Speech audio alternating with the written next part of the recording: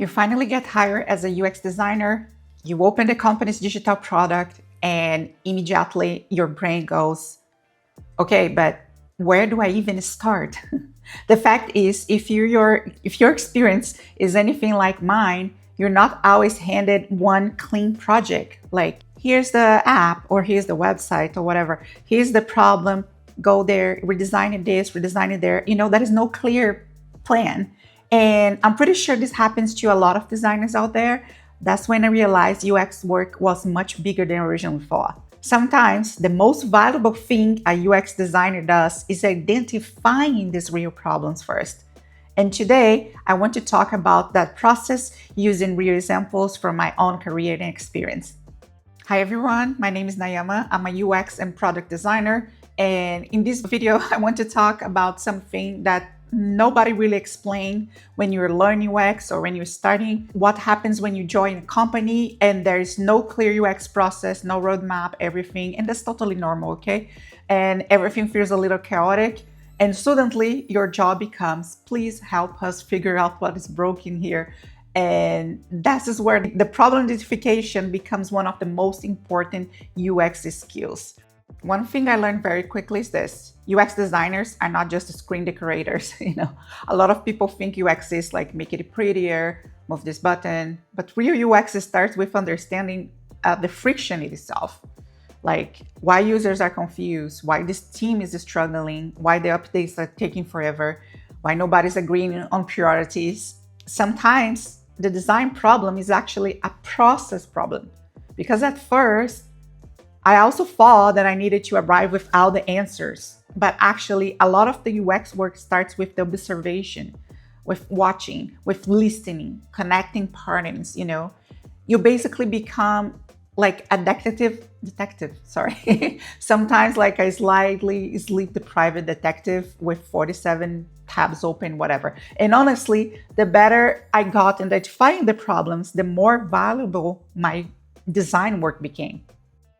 All right, so now comes a real example about identifying priorities and problems. One of the first things I noticed working as a UX designer was that the website I was working on relied very heavily on plugins and templates. And look, plugins are not evil, okay? They can be super useful. There are tons of people that use them. But over time, in my case, the website became this giant puzzle made of disconnected systems, one plugin controlling one page, another page, another the checkout, another the accessibility. And eventually, simple updates became weirdly difficult. Changing one thing could break 5 other ones. And this started creating UX problems, okay? Inconsistent layouts, different buttons styles, performance issues, accessibility issues. And honestly, if I go too deeply into what happened to me and what I went through, I might start crying here. But anyway, the experience stopped feeling unified, and that became the core that what I'm trying to bring here. As a UX designer, sometimes we are not only analyzing what user sees, on the screens, we are also identifying what systems are creating bad experience behind the scenes. Now, going deeper in the behind the scenes analysis process, what I noticed working as a UX designer in this project I mentioned was that one of the biggest UX problems wasn't even visual. It was technical, because most of the time my team and I had great ideas and improvements, but then I realized that the system behind the website was extremely limited. And that was a huge learning moment for me. The problem wasn't, should this button be blue or black? The problem was like, this section is controlled by multiple plugins that barely work together. Before working our visuals, there was something way bigger behind to be solved.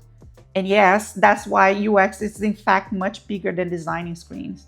You start understanding technical constraints, technical problems, performance issues, in my case, this plugin conflicts, and how difficult it can be to scale a product over time, if you cannot fix these things first. I realized in that moment that we needed better foundations, better systems, better structure, better, collaboration. Because if the foundation is unstable every future improvement becomes slower, harder, and more frustrating without changing these things first.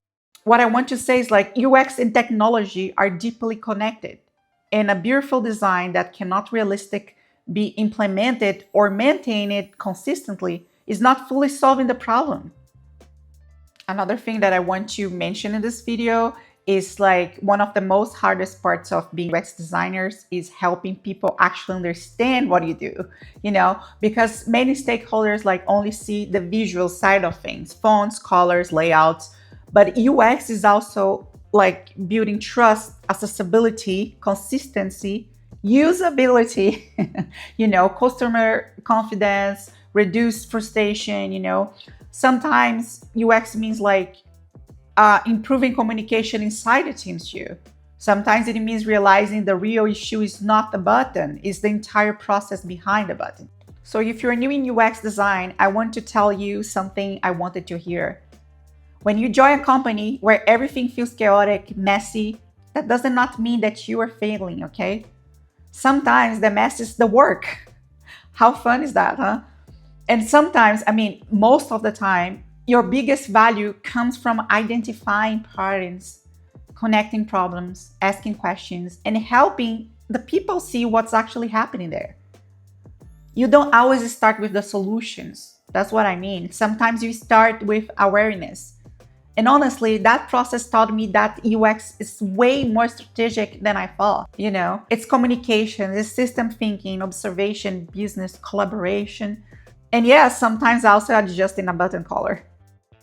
All right, thank you so much for watching. If you are into design thinking, UX, visual design, technology, problem solving, this channel is about exploring those topics for real experience and real projects too. And I will see you next time. Bye.